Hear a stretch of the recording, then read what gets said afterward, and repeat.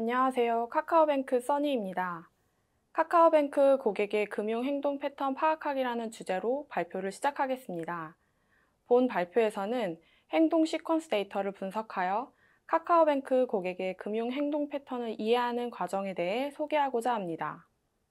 서비스를 만들어 가시는 다양한 분들이 고객 행동 데이터를 어떻게 모델에 적용해서 고객을 이해하는지 아이디어를 얻어 가시는 시간이 되었으면 좋겠습니다. 발표에 들어가기에 앞서 데이터 관점에서 플랫폼으로서의 카카오뱅크 구조를 확인해 보겠습니다. 카카오뱅크는 고객에게 다양한 상품 서비스를 제공합니다. 고객은 제공된 상품 서비스를 선택하고 이용합니다. 카카오뱅크는 플랫폼으로서 고객이 행하는 모든 금융 행동을 수집하여 데이터로 저장합니다. 우리는 그 데이터로 고객을 이해하고 고객이 원하는 상품 서비스를 만들고 개선하여 다시 고객에게 전달하는 구조입니다. 이런 구조 속에서 우리는 고객을 이해하여 카카오뱅크를 개선하는 방법으로 고객의 행동을 분석하고자 합니다. 고객을 이해하기 위해서 카카오뱅크를 어떻게 이용하고 있는지 고객의 유형을 나누고 고객들이 다음에는 어떤 선택을 할지 예측하는 문제를 풀고자 합니다. 이러한 문제를 해결하는 과정을 다음과 같은 순서로 소개하고자 합니다. 먼저 어떤 모델을 사용하여 고객의 행동 패턴을 분석하였는지 설명하겠습니다.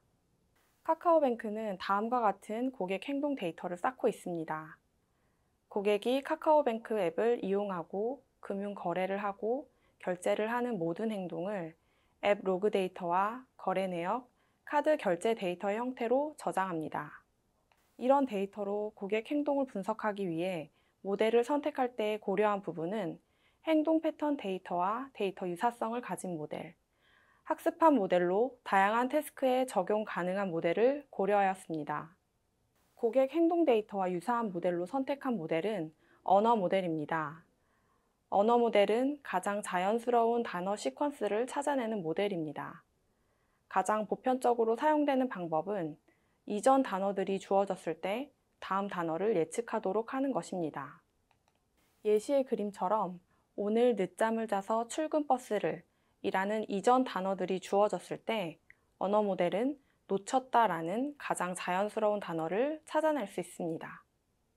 우리의 목표는 고객의 행동을 이해해서 고객의 다음 행동을 예측하고자 하는 것이기 때문에 언어 모델의 방법이 유사하다고 판단하여 고객의 행동 데이터에 언어 모델을 적용하고자 합니다.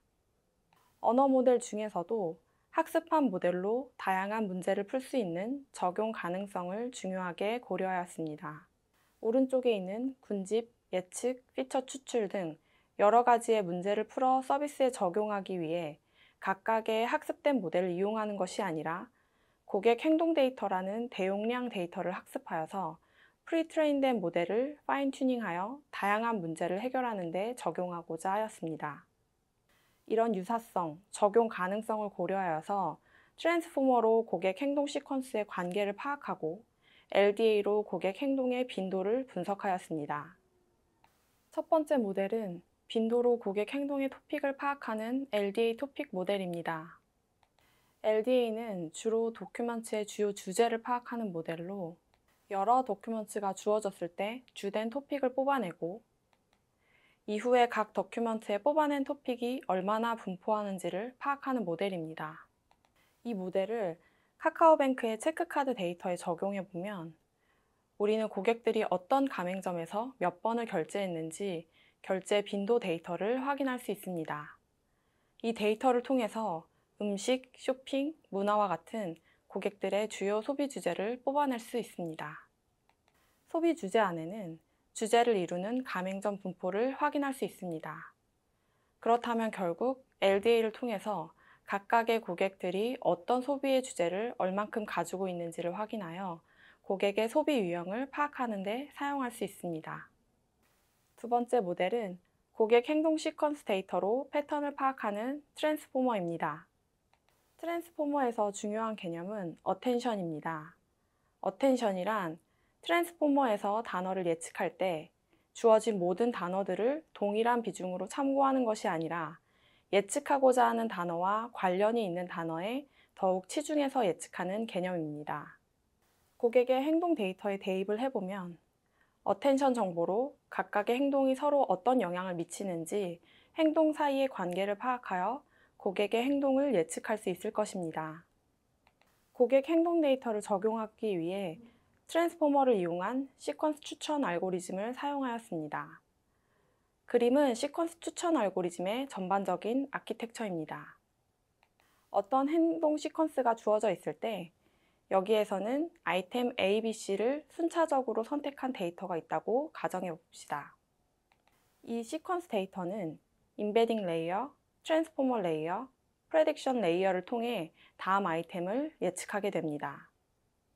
트랜스포머 레이어 안에는 어텐션 정보를 추출해내는 셀프 어텐션 레이어와 포인트와이즈 피드포어 네트워크로 이루어져 있고 여러 개의 트랜스포머 레이어를 쌓을 수 있습니다.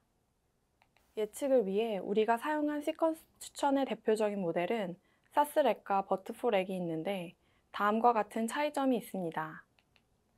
사스렉은 다음 아이템만을 예측하고 그렇기 때문에 이전의 아이템들만을 참조하는 단방향 모델입니다. 버트포렉은 내가 예측하고 싶은 아이템을 마스킹 처리하여 마스킹된 아이템을 예측하는 방식이고 전후의 아이템을 다 참조하기 때문에 양방향 모델입니다.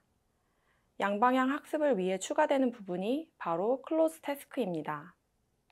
클로즈 태스크란 마스크드 랭귀지 모델이라고도 불리며 학습 단계에서 인풋 시퀀스의 모든 아이템들 중 일정 비율의 아이템을 무작위로 마스킹하고 전후 아이템들의 맥락을 통해 마스킹된 아이템을 추론하는 것입니다.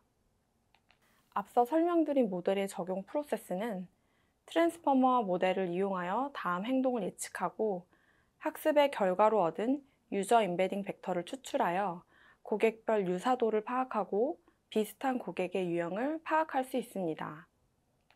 지금까지 설명한 모델을 실제 카카오뱅크 고객 행동 데이터에 적용하였을 때 고객의 행동을 잘 예측하는지 확인해 보았습니다. 다음은 체크카드 데이터로 고객의 다음 결제를 예측한 결과입니다. 추천 지표로 많이 사용되는 리콜과 NDCG 값으로 예측 성능 지표를 확인하였습니다. 리콜은 고객이 결제한 가맹점 중 모형이 예측한 비중을 나타내고 NDCG는 추천된 각 아이템을 얼마나 선호하는지를 나타내는 점수입니다. 결과는 기존 추천 모델로 많이 사용되는 CF 모델에 비해 트랜스포머 모델 성능이 더 뛰어난 것을 확인할 수 있었습니다. 지금까지 설명한 모델은 아이템을 선택한 시퀀스 데이터만을 가지고 다음 아이템을 예측하는 모델이었다면 최근에는 해당 아이템에 부가적인 정보를 추가한 모델이 등장하고 있습니다. 예를 들면 우리는 고객이 결제한 가맹점 A, B, C 순서 정보도 알고 있지만 해당 가맹점의 업종, 결제 시간, 결제 금액과 같은 부가적인 데이터도 알 수 있고 이 사이드 인포메이션이 예측에 도움이 될 것이라는 것을 예상할 수 있습니다. 이러한 모델들은 사이드 인포메이션을 다양한 방식으로 적용하고 있습니다. 몇 가지 모델을 소개하자면 먼저 왼쪽의 모델은 임베딩 과정에서 아이템에 대한 부가적인 정보를 퓨전 펑션을 통해 합쳐서 트랜스포머에 적용합니다. 오른쪽의 디커플드 사이드 인포메이션 퓨전 모델은 단순히 아이템과 피처 임베딩 값을 합치는 것이 아니라 아이템과 피처 각각의 어텐션 정보를 생성하여 퓨전 펑션을 통해 어그리게이션 하는 모델입니다. 또 다른 모델로는 순차적인 아이템들 사이의 타임 인터벌 정보를 이용하는 모델입니다. 예를 들어 그림과 같은 순서로 동일하게 결제를 한 두 고객이 있다고 가정해 봅시다. 어떤 사람은 하루 사이에 모든 결제가 이루어졌고 어떤 사람은 1, 2주 사이에 발생한 결제라고 하면 결제 순서는 동일하다고 하더라도 두 사람의 다음 결제를 예측하는데 이전 결제의 가맹점들이 각각 다른 영향을 미칠 것이라는 것을 고려한 모델입니다. 실제로 체크카드 결제 예측 결과를 보면 동일한 트랜스포머 추천 모델 중에서도 결제 업종, 결제 시간대, 결제 금액과 같은 사이드 인포메이션을 이용한 모델의 결과가 결제 순서 데이터만을 가지고 예측한 모델보다 대부분 더 좋은 성능을 보였습니다. 지금까지는 모델의 성능 구조에 대한 설명을 하였습니다. 이제 실제 카카오뱅크의 행동 데이터에 적용하여 어떻게 고객을 유형화하고 고객을 이해할 수 있는지 예시를 들어 설명하려고 합니다. 체크카드 데이터로 고객의 소비 유형을 분류해 보았고, 앱 로그 데이터로 앱 사용 패턴을 유형화해 보았습니다. 먼저 고객의 소비 유형을 분류해 보았는데요. 고객의 소비 현황을 파악할 때 보통 결제 위치나 성별, 연령 등 데모 기반의 소비 현황을 파악하는데, 체크카드 결제 데이터로 고객의 페르소나에 따른 소비 패턴을 파악해 보았습니다. 예를 들어 제주도에서 발생하는 소비 현황을 파악하려고 한다고 가정해 봅시다. 그림은 제주 지역 업종별 체크카드 결제 현황입니다. 이 데이터만 봐서는 제주도 소비의 특징적인 내용을 파악하기 어렵습니다. 우리가 이 데이터로 소비 유형을 파악할 때 보다 궁금한 것들은 이런 질문일 것입니다. 제주도민 로컬들의 핫플레이스는? 여행자들이 많이 가는 여행자들의 성지는? 고객들의 제주도 여행 스타일은 어떤 것들이 있을까? 이런 질문에 대한 답을 찾기 위해 우리는 고객의 체크카드 결제 시퀀스 데이터를 모델에 적용하여 고객의 소비 유형을 분류하였습니다. 왼쪽의 그래프는 고객들의 결제 시퀀스를 시각화한 그림입니다. X축이 결제 순서를 의미하고 Y축이 각각의 고객을 의미하며 색깔은 결제 업종을 나타냅니다. 버트포렉 학습의 결과로 이 고객 한 명의 시퀀스를 하나의 점으로 표현한 게 두 번째 그림입니다.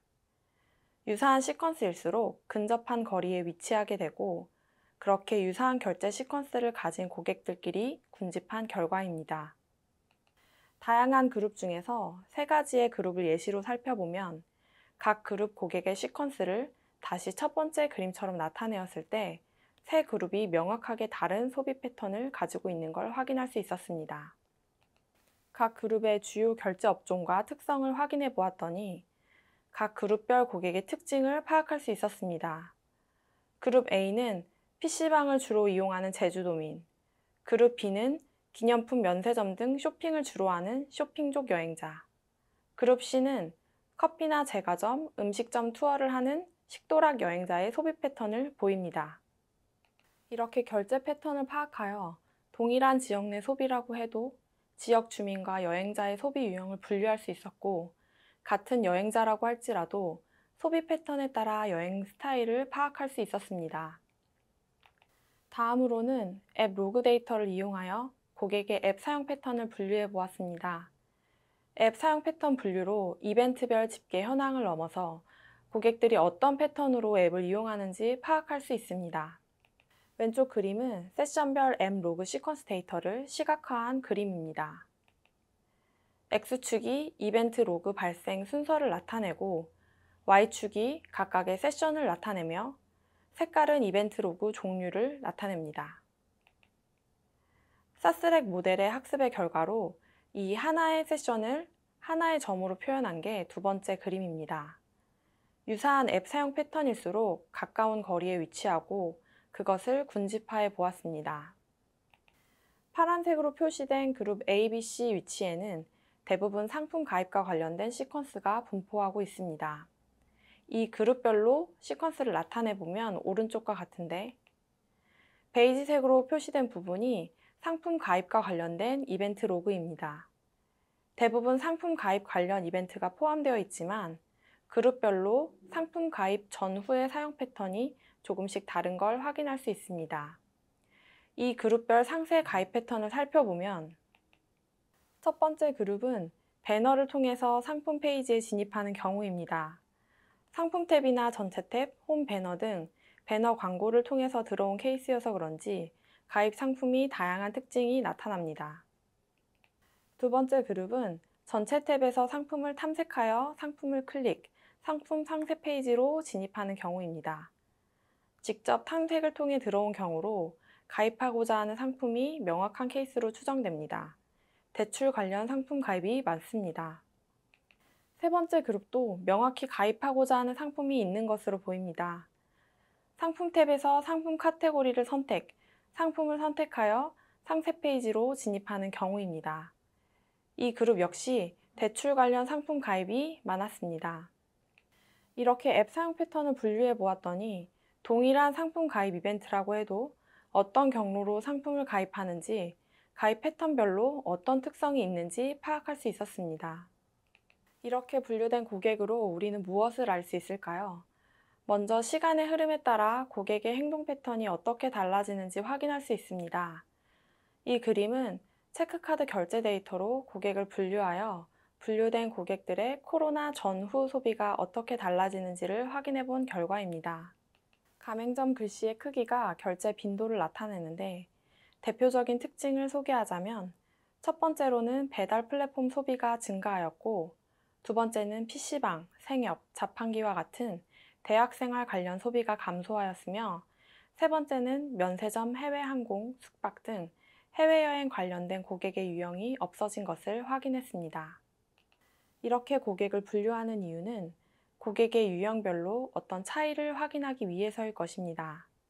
그 예시로 보여드릴 그림은 수신거래, 앱로그, 체크카드, 각 영역별로 고객을 분류하고 신규 서비스가 오픈했을 때 고객 유형별 서비스 이용 여부에 따른 고객 수를 확인한 그림입니다. 특정 고객 유형에서 이용 비중의 차이가 큰 걸 확인할 수 있습니다. 이처럼 고객의 행동을 파악하여 고객을 분류하면 내 외부에 이벤트가 발생했을 때 어떤 패턴의 고객들이 영향을 많이 받는지 영향도를 확인할 수 있습니다. 고객의 유형별 차이를 더 극대화하는 방법은 고객 분류 영역을 확장하는 것입니다. 그림의 내용은 행동 패턴으로 고객을 분류하였을 때 각 유형별 캠페인 반응률의 최대값과 최소값의 차이를 나타냅니다. 체크카드, 거래 내역, 앱로그, 각 영역별로 고객을 분류하여도 고객의 유형별 반응률 차이가 발생합니다. 하지만 체크카드와 거래 내역과 앱로그 등 서로 다른 형태의 행동 영역을 크로스하여 고객을 분류할수록 고객 유형별 차이가 더 명확하게 나뉘는 걸 확인할 수 있었습니다. 하나의 행동 영역으로 고객을 분류하는 것보다 고객의 다양한 행동 데이터로 디멘션을 확장할수록 고객을 다양하게 분류할 수 있습니다. 지금까지 고객 행동을 파악해가는 여정에 대해 설명드렸는데요. 마지막으로 분석 과정을 정리하고 앞으로의 방향성을 소개하려고 합니다. 행동 시퀀스 데이터를 분석하기 위해 트랜스포머와 LDA 모델을 사용하여 고객의 행동 패턴을 파악하였는데요. 트랜스포머를 이용한 추천 모델을 적용할 때 결제 빈도나 시퀀스 데이터뿐만이 아니라 아이템의 부가 정보를 함께 학습하였을 때 더 좋은 모델 성능을 보였습니다. 이러한 모델로 고객의 행동을 예측하고 잘 학습된 데이터에 임베딩 정보를 사용하여 고객의 금융 행동 패턴 유형을 파악하는 문제를 해결할 수 있었습니다. 이후 분석의 방향성은 트랜스포머 모델을 고객 행동 데이터에 맞게 보완하여 예측 성능을 개선하려고 합니다. 또한 기존에 흩어져 있던 고객 행동 데이터를 하나로 모아 행동 범위를 확장시키고 그 데이터로 학습된 모델을 다양한 다운스트림 태스크를 해결하는 데 적용하고자 합니다. 마지막으로 본 발표를 통해서 서비스를 만들어 가시는 많은 분들이 고객을 이해하기 위해 고객이 남기는 모든 데이터를 어떻게 모델에 적용할지에 대한 아이디어를 얻는 시간이 되었길 바랍니다. 도와주신 많은 분들께 감사드립니다. 발표 들어주셔서 감사합니다.